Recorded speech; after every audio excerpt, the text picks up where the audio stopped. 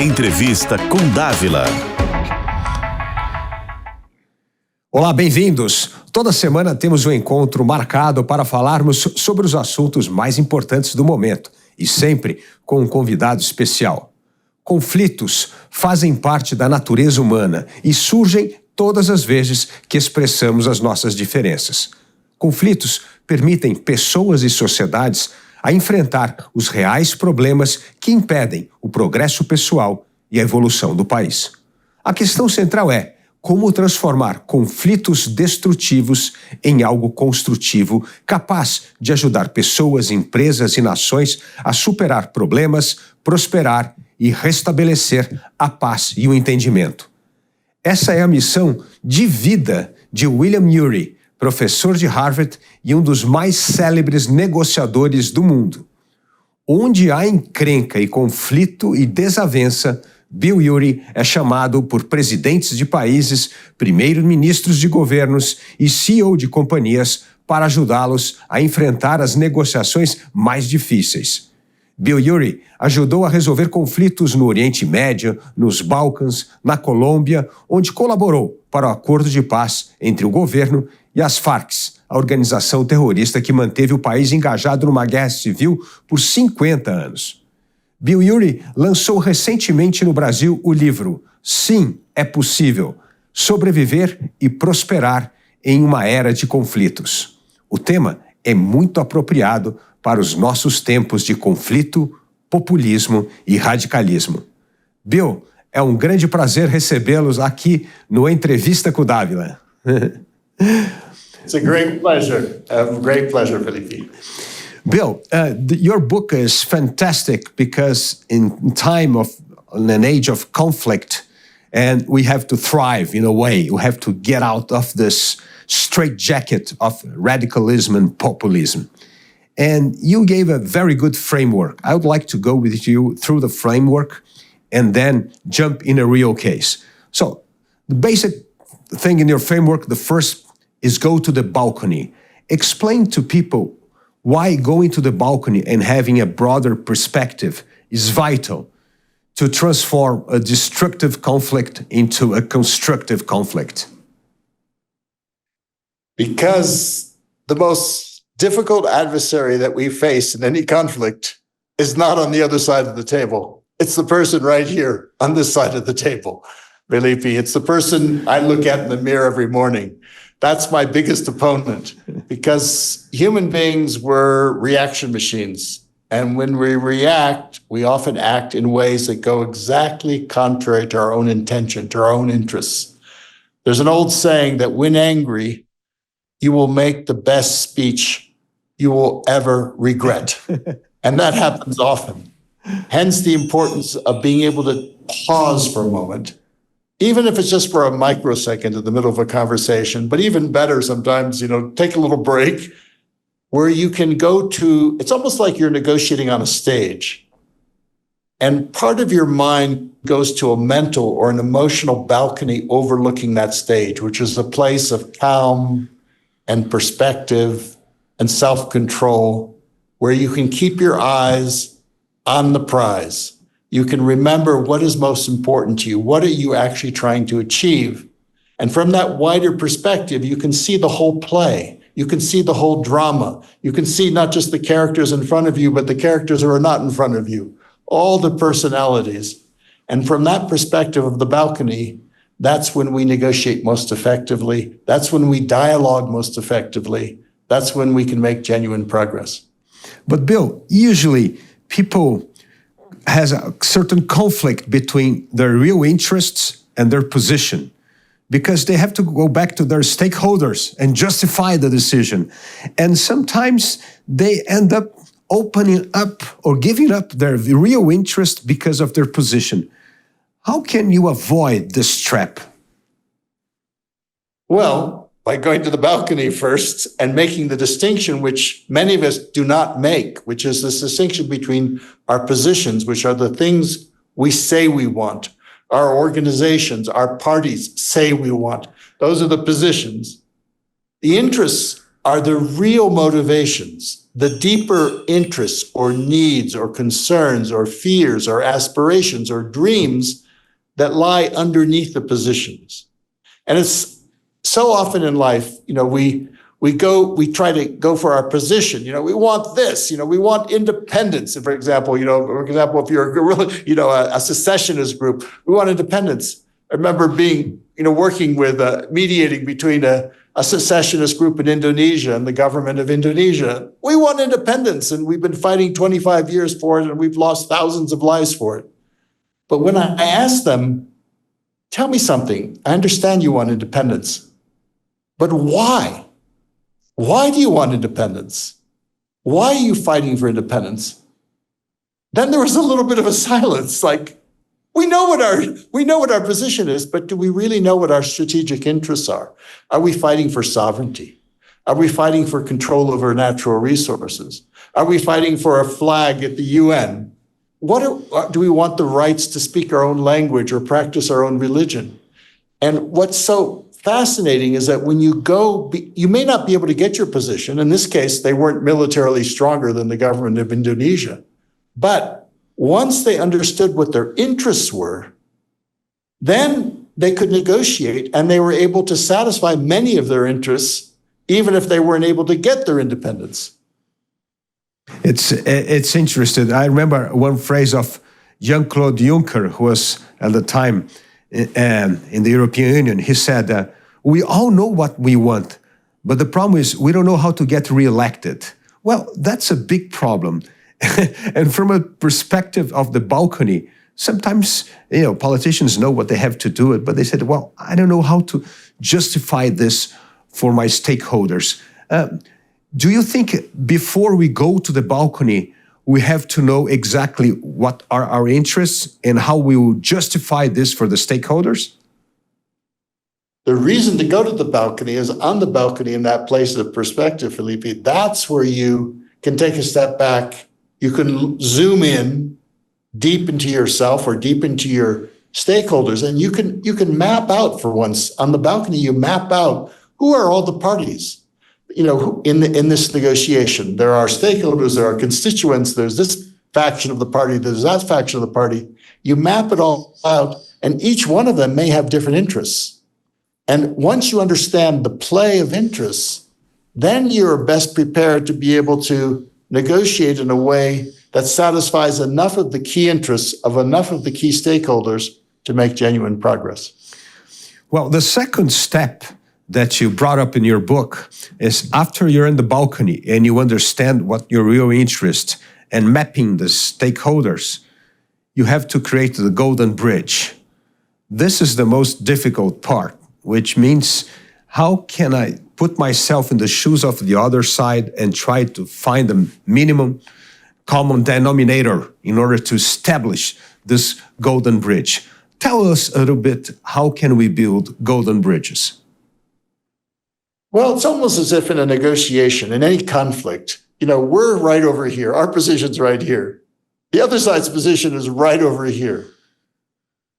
In any conflict, we're over here, our position is here. Their position is over there.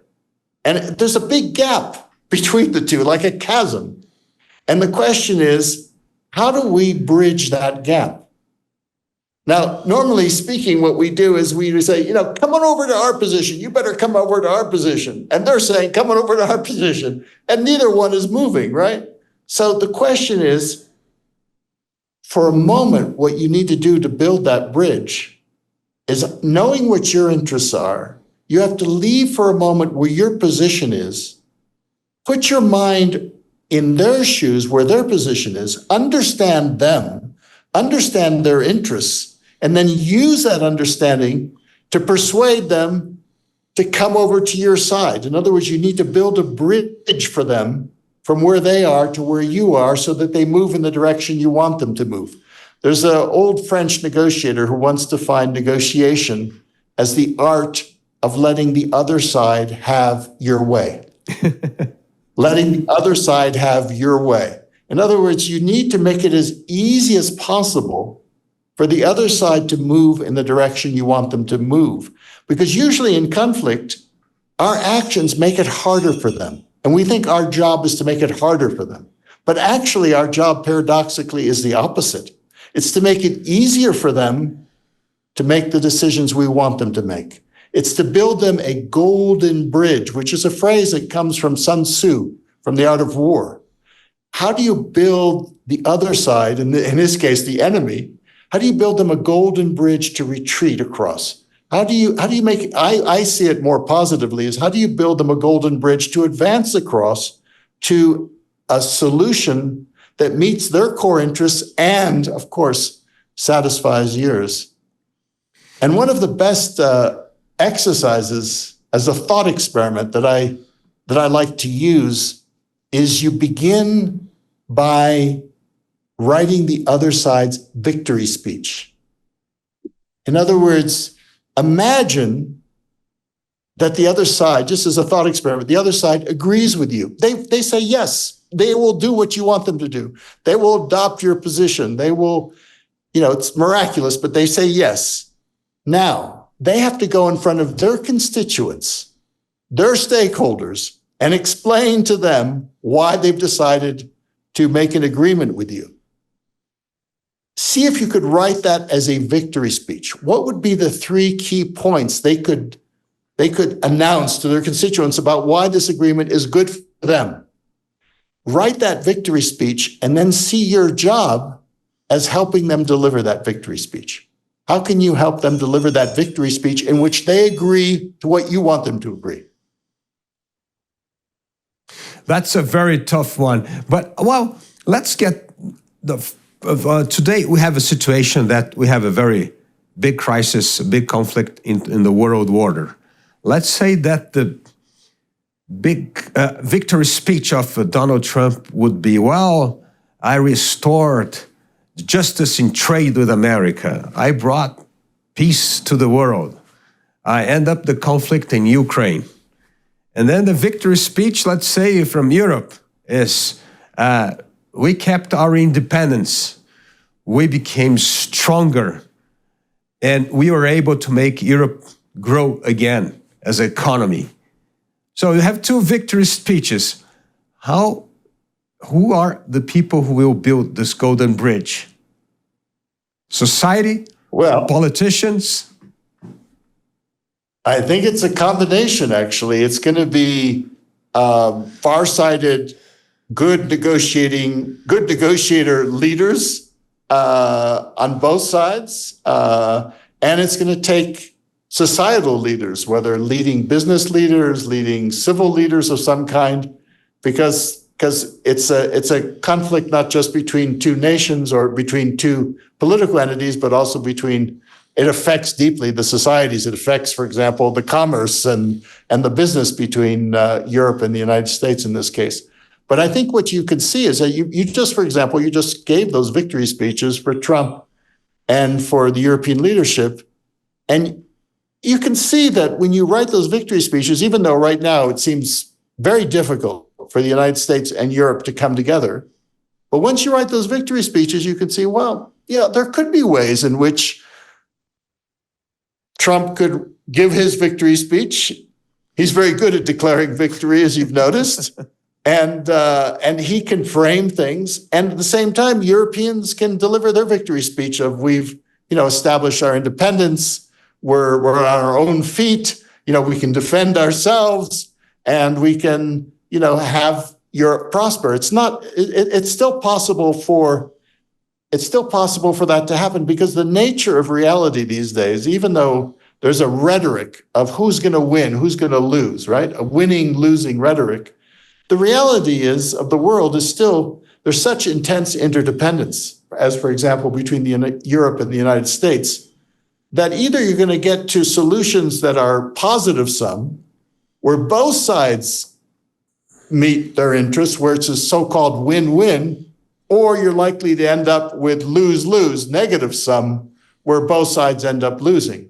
And the danger right now is with tariff wars, for example, it's very easy to get into a spiral, which leads to everybody losing. And that's the key. That will take real leadership to prevent that spiral from going into the negative territory and keep it in a place where there can be mutual gain for both entities. Yeah, I think we have today two destructive possibilities, and that's how we have to avoid and thrive, as you said in your book. The first one is a tariff war that will hinder international commerce. And the second one, perhaps more dangerous yet, is proliferation of nuclear weapons, because countries will feel insecure, say that we cannot be no longer protected by the American nuclear umbrella, so we have to build our own nuclear arsenal. So those are two negative spirals. How do you perceive that we can transform this destructive spiral into a constructive one? Through a lot of constructive, skillful, intelligent negotiation, where you really try to understand the other side's interests, all the interests involved, and where it's going to take not just the leaders, but behind the scenes, back channel, trusted intermediaries who can work on both sides to try, out of the news light, out of the social media, but working to craft intelligent agreements that address the interests of both parties, or in this case, many different parties, and allow things to move on. You just had, for example, in Germany last week, there was this very tight window where the German political parties had to agree to lift off the debt brake so that Germany could borrow more money, so it could support Ukraine, basically grow as a society and readapt to the modern world. They needed to do that. And, there was a lot of tussle between the different forces in Germany, but they were successful in doing that so that there's a way that Germany now can expand the pie rather than just quarrel about a fixed pie or even a shrinking pie. Bill, and this is a very important point, and you gave in your example in your book that called me attention. The first one, that you end up appealing to a former basket player, Rodman, in order to try to talk to North Korea. And I think that was a very good example. And the second example that you have illustrated is the question of Camp David, how Camp David was the perfect scenario for understanding between two antagonist power at that time, Egypt and Israel. Please tell us a little bit about those two examples that shows quite well how can you work backstage in order to try to bring a better atmosphere for a deal, for understanding. For sure, Felipe. In the case of North Korea, this was in the first Trump administration. Kim Jong-un, the dictator of North Korea, was busily building nuclear weapons and testing nuclear missiles that could be aimed at the United States and elsewhere, and threatening. And President Trump said, that's not going to happen. I'm not going to let that happen, and drew a red line. And then they started insulting each other. You remember Little Rocket Man and Vile Old Goddard, and Trump threatened fire and fury. He was going to eliminate just totally destroy the country of North Korea, and vice versa. And experts were worried that there was a serious chance, maybe the most serious chance since the Cuban Missile Crisis, of a nuclear war, which would be absolutely devastating for the Korean Peninsula, but for the world. Millions and millions of people would die. And for the world economy would go into depression, because, you have all the makers of computer chips and semiconductors, Samsung and all of those over there in Seoul. So we began, my colleagues and I, by writing Donald Trump's victory speech and Kim Jong-un's victory speech, because they were going towards war. But is there a victory in which they don't go to war? And, Trump needed to be able to say, look, I made the best deal ever, the deal of the century, the deal of the millennium. I saved, humanity from a nuclear war. I kept America safe, and I didn't spend a penny. If you think about the 3 points of his victory speech, Kim Jong-un, if you looked at it, put yourself in his shoes, he needed to be able to say, I kept my family, my regime, my country safe. Security was number one. Number two was we're finally getting the respect that we deserve from the world because they feel very stigmatized and disrespected. And the third was we have a chance now to become the next Asian tiger. So he had to be able to say something like that. And if you thought about it, but the question was, in order to build the bridge, you need to know something about the other side. And in this case, hardly anyone knew anything about Kim Jong-un. He was new, he was young, no one knew anything. And when I went on the web to find out a little bit about him, the only person I could find who had actually met him and actually become friends with him was a retired American basketball player by the name of Dennis Rodman. Somewhat eccentric, but he was a member of the championship Chicago Bulls in the 1990s. And it turned out that Kim was a secret fan of the Chicago Bulls. And so when Rodman had done an exhibition basketball game in Seoul, in Pyongyang, he had they'd become friends and they'd gone out drinking and whatever. So then I had to track down Dennis Rodman, which wasn't easy. You always look for who do you know, who knows, who's a coach of the Bulls or a coach of the Lakers, or try to figure out. I finally found someone who was willing to introduce me to Dennis Rodman, and I flew out to LA to meet with him. But when I got to the house, he wasn't there. He was out drinking and having a partying and whatever. And then the host said, well, you can wait here in the house and spend the night overnight, and maybe you'll come back in the middle of the night and you can catch him. And so I spent the night, I canceled all my plans, spent the night there. Anyway, the next morning I get up and the housekeeper says, well, yeah, but sometimes he sleeps in for a day or two. And you want me to wake him up? And finally, anyway, she went and woke him up, and he came out about an hour later, and he said, he was not in a very good mood. He said, what do you want? What do you want?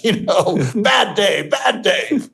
And I said, well, I want to talk to you because you're the only one who's ever met Kim Jong-un, and we need to figure out how to avoid a nuclear war.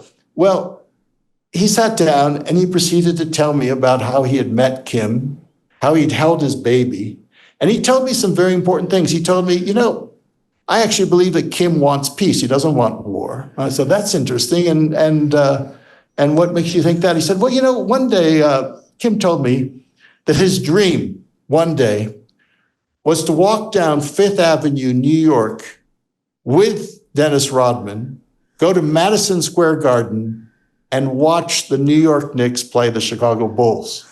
And I thought, that gives me a little bit of insight into the dream that he has a dream of maybe engaging with the West. There's a kind of love-hate relationship with the West. Anyway, long story short, my colleagues and I began to work on a plan and work with the U.S. government, work with the Korean government, work with the North Korean government, whatever, to try and figure out there would be a way. And for Trump, he loved that moment when he shocked the world, and Kim shocked the world when they met together in Singapore. Everyone thought they were going to war, and they met together, and then they started talking about that they were in love with each other, love letters, and so back and forth. So it just was a kind of an illustration to me of how you take seemingly impossible situation. You go to the balcony, you write the victory speeches, and you try to build that bridge, which might seem unlikely, but it is possible. Now, did they get rid of nuclear weapons in North Korea? No. But what they did was they changed the atmosphere, the psychological, emotional atmosphere, so that the risk of nuclear war, in experts' opinion, went down from as high as 50% to perhaps 1%, what it is today. So that's what you're trying to do, is really try to think creatively, try to go beyond what seems to be possible in a particular situation, and figure out a way that both sides can deliver those victory speeches.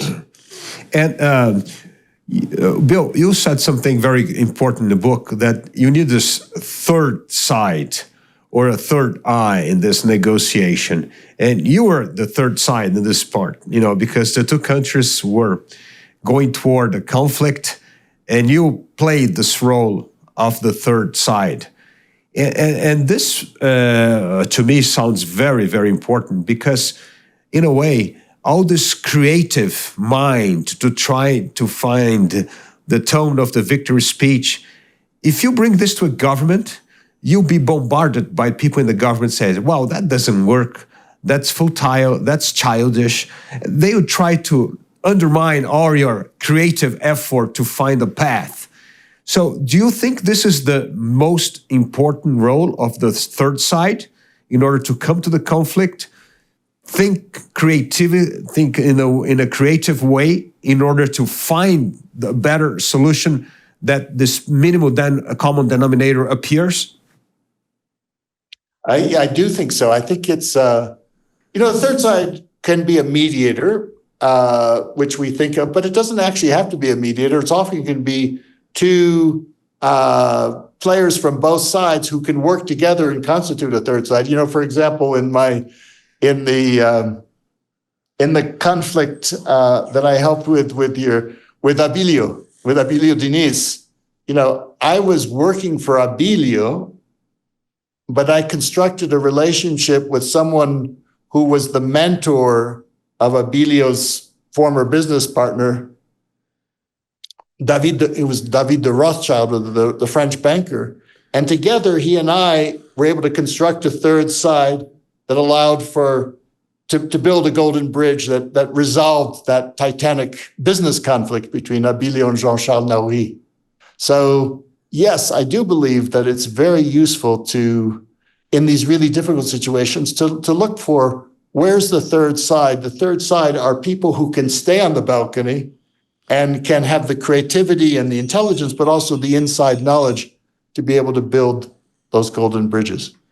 Well, the other example was Camp David. I think Camp David is a great example because in this age of polarized politics, then we think it's impossible to find medium ground between parties. That's exactly what happened in that historical encounter where Menachem Begin from Israel and Anwar Sadat from Egypt, for the first time, bitter enemies became actually not friends, but they have a formal relationship that was fantastic for the Middle East. Could you tell us a little bit the scenario, the scene setting for the Camp David to provoke such a historical agreement as it was Camp David in the 1979? Yes, so if you recall, in the 70s, there were 4 wars between Egypt and Israel. They were the 2 most powerful military adversaries in the Middle East. And everyone, as today, thinks the Middle East is the hardest, most impossible conflict. So there was that feeling back then too. And then Jimmy Carter had tried to mediate, but it didn't seem like it was working. And as a last-ditch effort, at the suggestion of his wife, Rosalind, actually, he decided to invite them to a beautiful place out in nature, which was Camp David, which is a presidential retreat outside of Washington, and see what they could do. And Menachem Begin and Anwar Sadat, there wasn't good chemistry between them. In fact, there was kind of like fire between them. And so from the very first day, after the first meetings, they decided to keep them separate in separate cabins. And then the question was, how do you build a golden bridge here? Egypt came with its position, which was they wanted the entire Sinai, which had been occupied by Israel in the war, in the 67 war was occupied. They wanted the entire Sinai Peninsula back. That was their position. Israel's position was also clear, but Begin wanted to keep a good slice of the Sinai as a buffer, a security buffer. And it seemed like, okay, are we going to draw a line in the sand, in the desert there? And there was no way. Both sides were so stuck in their positions and their peoples and so on. There was no way that was going to work. And so after 3 days, the Carter and the American Secretary of State, Cy Vance, turned to another idea, which was an idea actually that my colleague Roger Fisher and I had sent in a draft memo to Cy Vance just before the Camp David summit. And it was a very simple kind of a creative idea of a process for how to break a deadlock. How do you build a bridge? And we call it the single negotiating text procedure. So we call it the one text. It's a very simple process, which is instead of starting from the positions, you start from the interests, right? You look at what does each side really want, and then you create a draft piece of paper, a document, in which you have an idea for how to build the bridge. But it's not a position, it's a very unofficial document, which then you, in an iterative process, you keep on getting criticism on until it becomes a document that actually can work for both sides. And this is the way it worked in Camp David, was the Americans went to the Israelis and said, okay, we understand your position. We're not asking you to change your position. Just tell us what you really want. What is your interest? The Israelis said, it's very simple, security.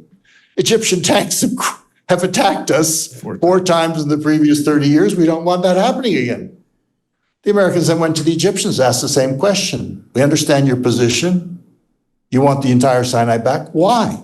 Why do you want it? What's the interest there? Sovereignty. The land has been ours since the time of the pharaohs. We want it back. So then the Americans asked this magic question, which is, you may not be able to reconcile the positions, but how do we satisfy the Israeli interest in security and at the same time the Egyptian interest in sovereignty? And there was an idea floating around that was a kind of an interesting idea, which was a creative idea, a bridge, a golden bridge, which was a demilitarized Sinai. A Sinai where the entire Sinai would go to Egypt, the Egyptian flag could fly everywhere, but it was demilitarized, no Egyptian tanks, no Egyptian troops. So Israel got its security. So Israel would get more security with the demilitarized Sinai because it's the entire Sinai, it's not just a slice. And Egypt would get more sovereignty because they would get the whole thing back. So this is what you look for. It's those kind of creative ideas. Now, it's one thing to have a creative idea, but it's another thing to make it operational and really pass the muster of all the skeptics and so on. So the Americans drafted up a piece of paper and they went to the Israelis and the Egyptians and said, look, here's an idea. Don't consider this a formal American proposal. It's not. It's just a wild idea. We don't want you to accept it. We don't want you to say yes or no. All we want you to do is criticize it. Well, no one likes to say yes to a tough decision, no leader. But everybody loves to criticize. So the Egyptians criticized it, the Israelis criticized it, the Americans said, fine, fine, fine. And then they went back and said, how do we make this idea better? What changes can we make to address the Egyptian concerns, to address the Israeli concerns? And they went to draft number 2. Then they went back and said, no decision, just more criticism, please. They went to draft number 3. In 10 days, they went through 23 drafts, 23 drafts, each time to the point where they could make it no better, that one text. And then at that point, Carter took it to Begin and to Sadat and said, look, this is the best we can do. Do you want it or not? And then President Sadat and Prime Minister Begin were faced with a very different decision than having to make a very painful concession. No one wants to make concessions. No one wants to be the first to make concessions. No one wants to appear weak. But this time, instead of having to make a number of painful concessions, all they have to do is make one decision. Do we want it or not? Only when they can see exactly what they're going to get in return for it. Sadat could see he was going to get the entire Sinai back, which is what he wanted. Begin could see that he was going to get security and an unprecedented peace with Egypt. And on those conditions, both leaders agreed. That was the Camp David Agreement. That was the Israeli-Egyptian peace treaty, which has endured to this day more than 45 years later, through wars, through assassinations, through all the changes, that treaty has endured. And it was an example for me of where creativity, collaboration, having a balcony place like Camp David you were able to take a seemingly impossible war situation and transform it into a peace. Now, is the conflict over between Egypt and Israel? No, it still goes on, but it's changed from a destructive form of war to a more constructive form. And that, to me, is what we need to do now in the Middle East. We need to do it now in the Ukraine. We need to do it now between, United States and Europe. Wherever you look, we need that same kind of possibilist kind of thinking to be able to transform conflicts, not end them. We may not end the conflict, but we can transform the way we deal with them. And exactly that would be my next question for you. How can we do that in this age of conflict, so many conflicts as you've stated? Because if we get another parallel in history where destructive conflict ended up in war, it was exactly the 1930s. We start to escalate into a destructive spiral and we end up in war. And of course, that's not what we want. We want, in a way, to keep those dear values that kept the world prospering, growing, and have relative peace among major great powers since the end of the Second World War. So how can we preserve this thing that's very important for every country, for poor countries that became rich, for rich countries that had stability, and of course for a superpower as the US that became the most powerful country in the world? We want to keep this, but we have populism in a way that's destroying this. So how can we create this golden bridge of understanding? Well, that's the million-dollar question, Felipe. I would say, in the 45 years I've been working, ever since Camp David, on world conflicts and domestic conflicts and polarized societies, intensely polarized, whether it's the United States or Venezuela or Colombia. People sometimes ask me, well, so after all these years, are you an optimist or a pessimist? And I say, well, actually, I'm a possibilist. In other words, I believe in human potential, human possibility, because I've seen it happen with my own eyes. I was, worked in the Cold War between the United States and the Soviet Union when people said it's absolutely impossible that the Berlin Wall will fall, that the Iron Curtain will fall. And it happened. I was in South Africa when people said it was absolutely impossible that a race conflict between the whites and the blacks would end in nothing but bloodshed. And it happened. It transformed. I was in Ireland and watched as the Catholics and Protestants, this is religious. This has gone on for hundreds of years. This is in our blood. This is never going to change. And that changed too. And in Colombia, where people said 50 years of war, it's never going to come to an end. So I think as difficult as the situation is today, I don't think it's more difficult than the Cold War was between the United States and the Soviet Union. Some of us will remember that. I don't think it's more difficult than a sectarian strife, religious strife between Catholics and Protestants, or racial strife between blacks and whites, and so on. So I think what it takes is the ability to actually fulfill the potential that exists in every human being. Every human being has the ability to go to the balcony, to pause, to bite their tongue before they talk, to go to the balcony, to look at your interests, to listen to the other side. We all have the ability to listen. And to listen, we all have empathy, the ability to try and understand, even if we radically disagree with the other side, how it might be to be in their shoes. Everyone has natural creativity. It's a human thing to be able to look and say, okay, we might not be able to agree on our positions, but if we understand our interests, maybe there is a demilitarized Sinai out there. And everyone has the ability to be a third side or to ask for others to be a third side. And if you have those three components, the balcony allows you to get to yes with yourself. The bridge allows you to get to yes with others.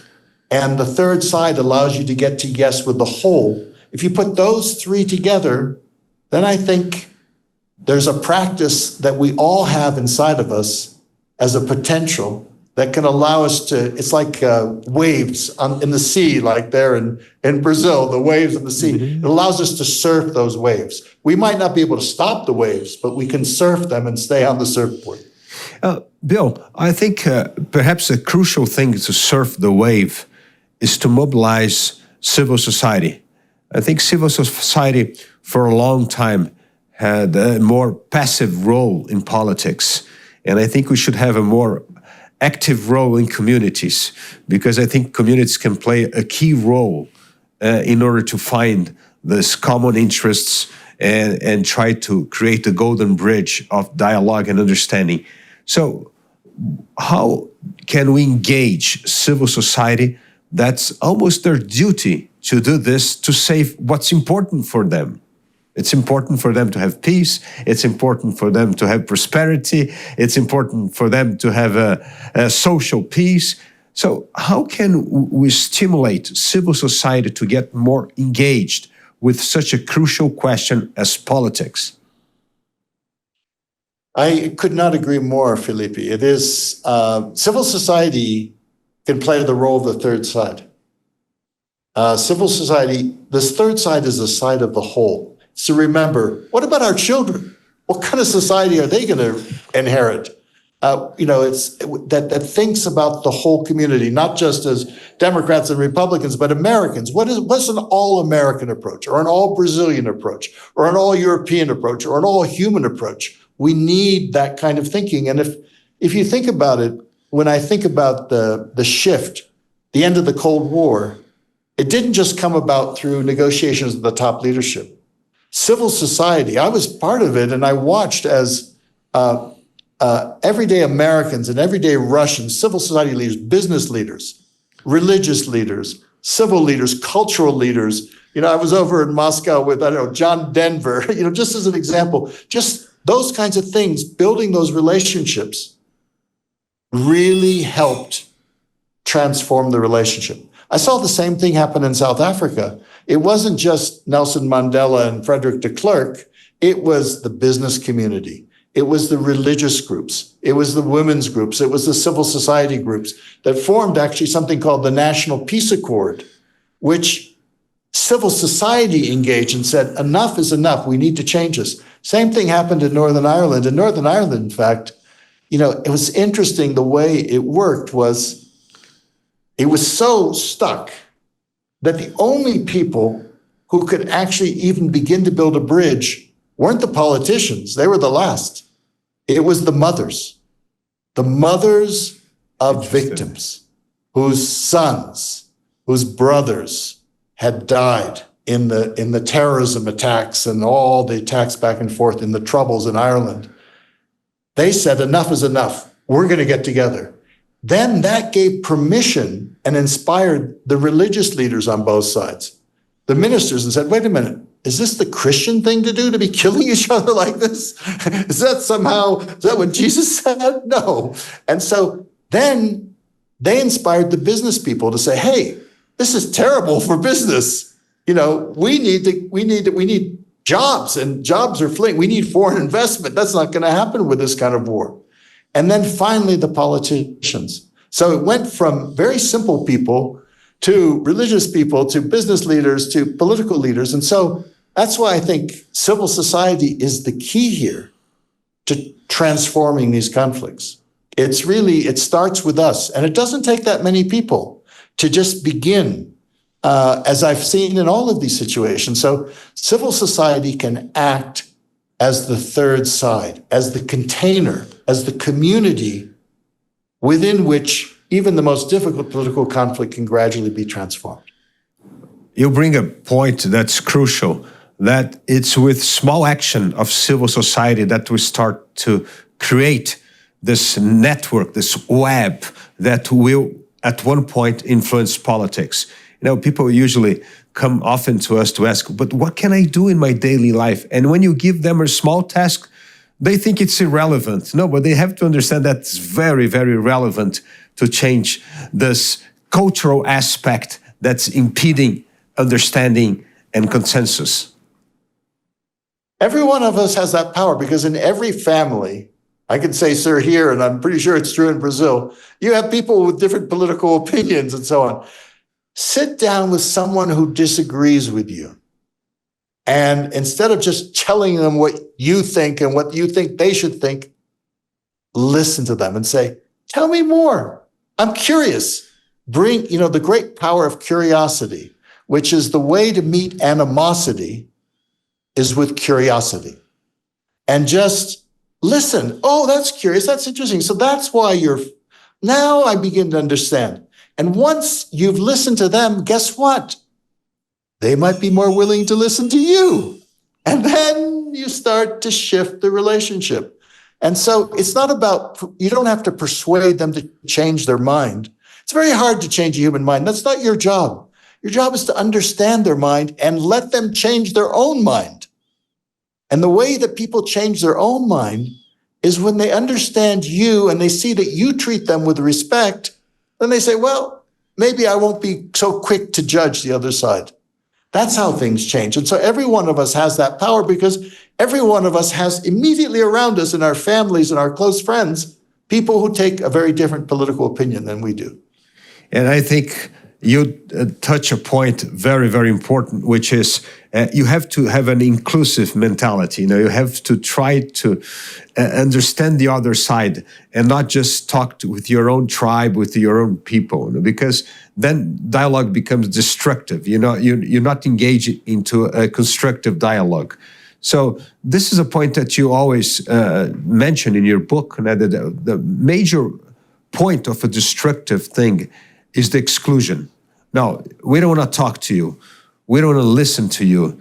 And this creates a reaction very quite negative of disengagement. So what techniques can we implement in our daily lives to be more inclusive? Because it's interesting in a polarized world, to be inclusive, you can be perceived by your stakeholder as a so-called traitor. No, why are you talking to them?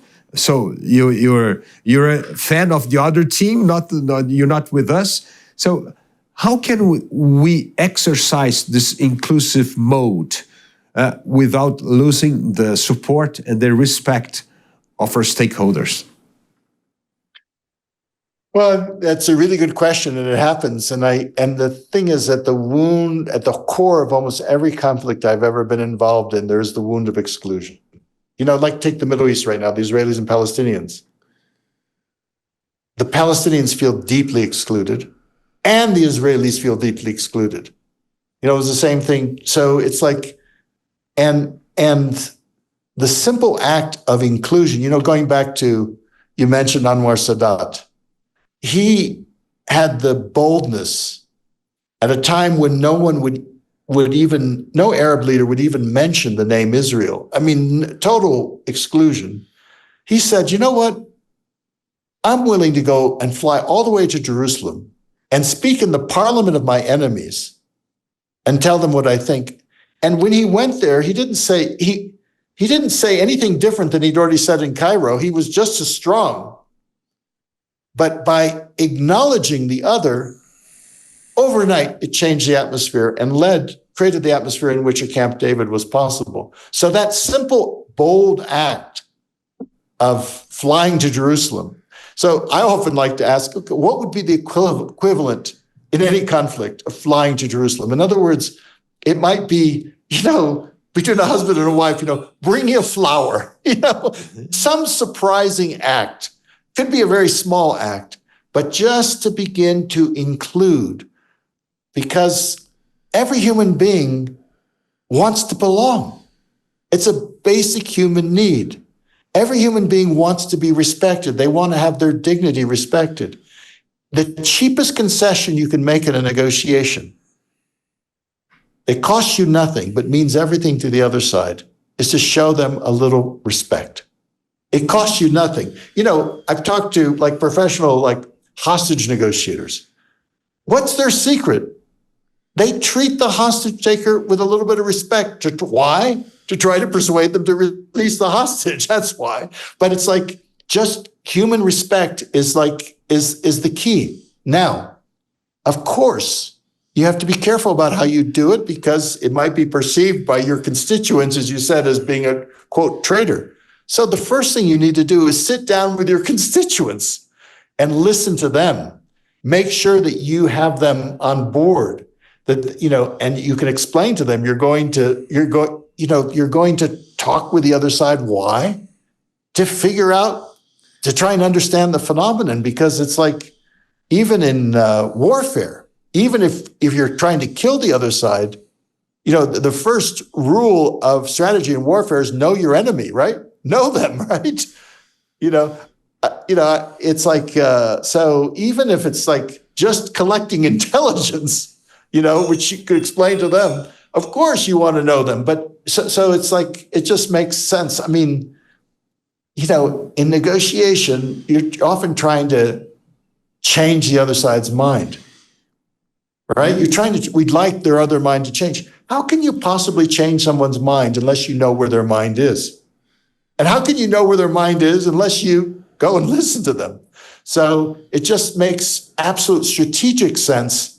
It's not even like you could justify it morally, of course, but you could also just justify it strategically and say, it's just important for us to be able to understand where they are so that we can develop our message better or whatever it is, but explain it to them so they know what you're going to do, so they're not surprised when they suddenly find out that you're talking with, quote, the other side.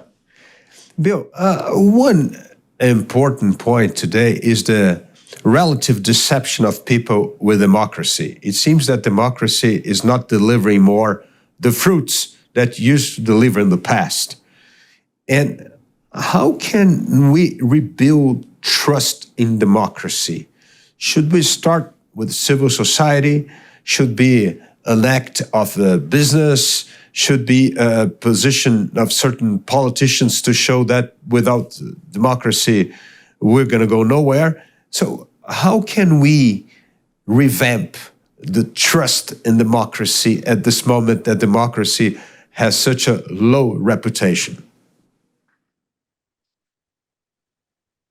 I'm going to come back to a very simple word here, which is listen, which is it's time for leaders and politicians to go listen to their constituents. Because oftentimes, they think they know what their constituents want, they're just fighting for their, whatever they're doing. But like humbly go and sit with your constituencies, listen to them. What's on their minds? What are their daily concerns? Is it the price of eggs? What is going on? Because democracy is a means of trying to deal with the basic concerns of everyday people. And you're not going to just learn it by polls or from a distance, but really listening to them. It's that kind of grassroots listening in democracy that you'll learn what does it take to rebuild people's faith in democracy, which is key, which is absolutely key. And the other answer goes back to what you said before. It's civil society. It's like democracy isn't just, the institutions and the elections and the votes. It starts with the links among civil society so that every one of us at a grassroots level can start to build and rebuild the sinews of democracy that exist in everyday associations. It's what, when de Tocqueville came to the United States, back in the 1830s, that's what he noticed was there were so many civil associations. That's how democracy got strong. It came from that foundation of those everyday connections among human beings. It's not just the abstract institutions that go into a constitution. And I think one point that I would add is that if you want to really listen to people, don't come with all your package of answers, because if you come with your package of answers, you're not listening to people. You're trying to reestablish your reputation or your authority, that you are, authority in that subject. And I think perhaps this is a big change in our attitude once we really want to listen, or when we really have to engage in a dialogue with another person. Absolutely. I couldn't agree more. And listening doesn't mean, oftentimes when we listen, we hear the words. We listen to the words, and in our minds we're saying, okay, how am I going to make the best response to that? That's a very superficial kind of listening. The best kind of listening is when you listen not just to the words, but what's behind the words. What are the feelings? What's really generating that? You're curious. You bring a spirit of curiosity, and the focus goes from what's in your mind to what's in their mind and what's in their heart. And try to put yourself in their shoes. Imagine that you were them. If you can listen from that perspective, you're going to learn a lot more about them. And that's deep listening. And that's the key to listening, is to listen from the other side's perspective, not just from yours. To listen, not to refute what they said, but to listen to understand where they're coming from. I think this is a wonderful optimist note from a possibilist to end up our interview, Bill. Thank you very much. It was a great pleasure to have this conversation with you and bring a little bit of hope for us in this age of conflict. Then we can really thrive if we engage in dialogue, in going to the balcony, building our golden bridges, and engage the third side. Thank you very much.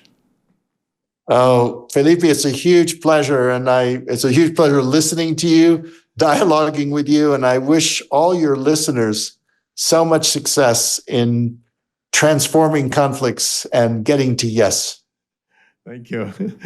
E a gente fica por aqui. E para você que gosta do jeito Jovem Pan de notícias, não deixe de fazer a sua assinatura no site jp.com.br.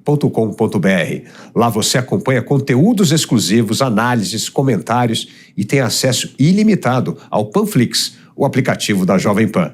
Obrigado pela sua companhia e até o próximo Entrevista com D'Avila. Entrevista com D'Avila. A opinião dos nossos comentaristas não reflete necessariamente a opinião do Grupo Jovem Pan de Comunicação. Realização Jovem Pan News.